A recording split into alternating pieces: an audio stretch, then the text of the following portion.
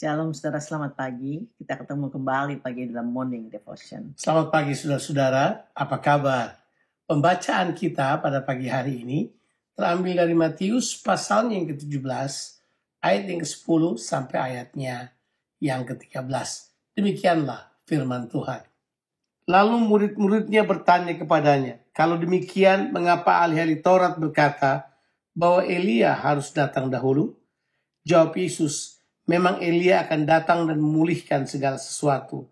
Dan aku berkata kepadamu, Elia sudah datang, tapi orang tidak mengenal dia dan memperlakukannya menurut kehendaknya. Demikian juga anak manusia akan menderita oleh mereka. Pada waktu itu, mengertilah murid-murid Yesus bahwa ia berbicara tentang Yohanes Pembaptis.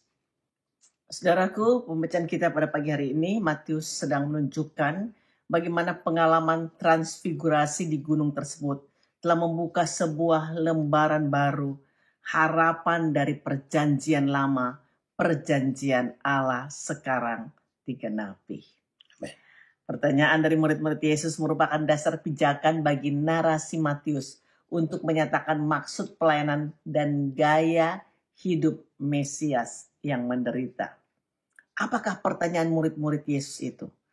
Kenapa ahli Taurat bahwa Elia harus datang terlebih dahulu?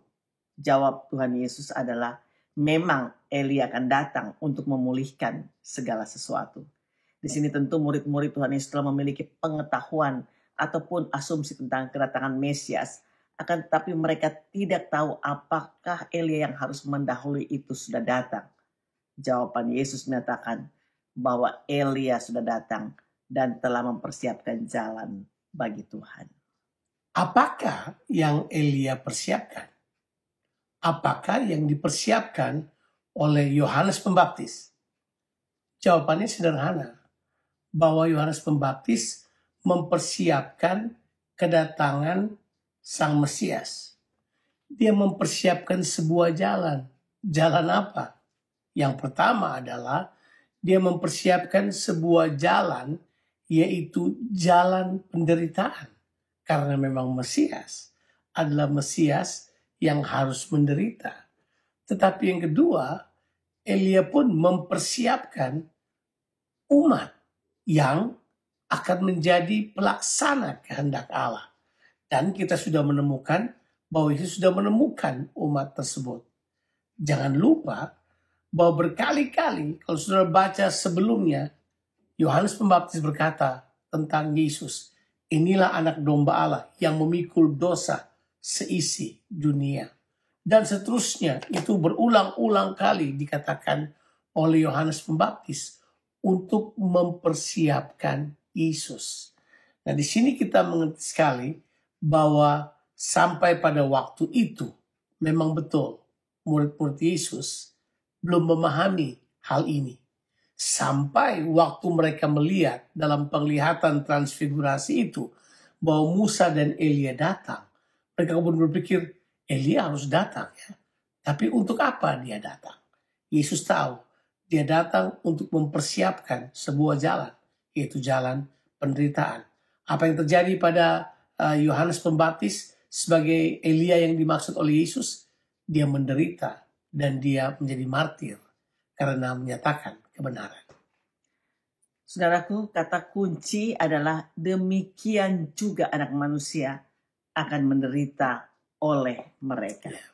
Artinya Yesus tahu murid-muridnya tidak mengetahui sampai saat itu bahwa Yohanes Pembaptis adalah Elia yang dijanjikan itu. Yohanes Pembaptis datang dan melayani kehendak Allah untuk mempersiapkan kedatangan Sang Mesias. Tapi karena oposisi dan kebencian dari pemimpin-pemimpin Yahudi serta pihak penguasa yang berpihak pada penjajah, Yohanes menjadi martir. Tapi Tuhan Yesus mengatakan Yohanes telah menetapkan jalan untuk Yesus lalui, yaitu jalan penderitaan. Karena Yohanes Pembaptis menderita dan dibunuh, demikian juga anak manusia akan menderita oleh mereka. Sekali lagi, ini semua adalah persiapan yang narasi Matius bangun untuk mempersiapkan mereka untuk menuju Yerusalem. Sebab setelah ini tantangan demi tantangan semakin memanas. Orang-orang yang tadinya mengikut dia mulai meninggalkan mereka. Akan tetapi disinilah kita melihat bahwa Yesus tetap berjalan pada apa yang dia yakini. Dan tentu waktu murid-muridnya sadar, oh yang dia maksud adalah Yohanes Pembaptis. Mereka kemudian mengingat bahwa Yohanes Pembaptis pun dari awal bersama dengan Yesus.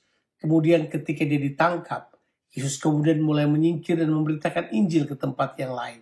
Tapi kemudian kita mendengar di pasalnya yang ke-14, waktu dia mendengar bahwa Yohanes Pembaptis pun telah dibunuh, Yesus pun menyingkir dan kemudian dia mulai menyatakan tujuan dari pelayanannya, bahwa dia akan menderita, bahkan menyerahkan nyawanya sebagai tebusan bagi banyak orang. Saudaraku, Tuhan Yesus Kristus menderita. Amin. Menjadi tebusan bagi banyak orang. Tuhan Yesus menderita bagi saudara dan saya. Dan kita percaya, saudaraku, apa yang Tuhan Yesus lakukan di kayu salib untuk kita hanya karena kasih-Nya yang luar biasa buat kita sekalian. Mari kita berdoa. Bapa di sorga, kami berterima kasih bahwa Engkau menunjukkan bahwa sekalipun Engkau tahu persis bahwa Engkau akan mengalami penderitaan, tapi Engkau tidak mundur, Engkau tidak menyerah. Seperti Yohanes Pembaptis, Engkau berkata dia telah mempersiapkan sebuah jalan. Demikian juga Engkau akan melalui jalan itu. Dan sekarang kami sebagai pengikut-pengikut-Mu ya Tuhan, bantu kami untuk mengerti bahwa kami tidak perlu takut penderitaan.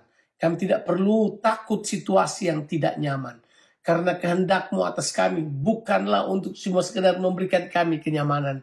Tapi Engkau mau kami bertumbuh lewat kesulitan-kesulitan. Kami belajar mentaati Engkau lewat penderitaan-penderitaan yang kami alami. Bantu kami Tuhan. Kuatkan kami. Supaya kami mengetahui bahwa kami dipanggil bukan hanya untuk memperoleh keselamatan. Tapi kami pun dipanggil untuk menderita bersama dengan Kristus. Terima kasih. Berikan kepada kami kekuatan. Berikan kepada kami pengertian. Berkati semua orang yang mendengarkan Morning Devotion pada pagi hari ini. Biar kami semua bertumbuh di dalam pengenalan akan Engkau dan jalan-jalan-Mu. Dalam nama Tuhan Yesus Kristus. Amin. Saudaraku, selamat memasuki hari yang baru. Dan kita percaya bahwa ada perkara yang luar biasa akan terjadi dalam kehidupan kita pada hari ini. God bless you.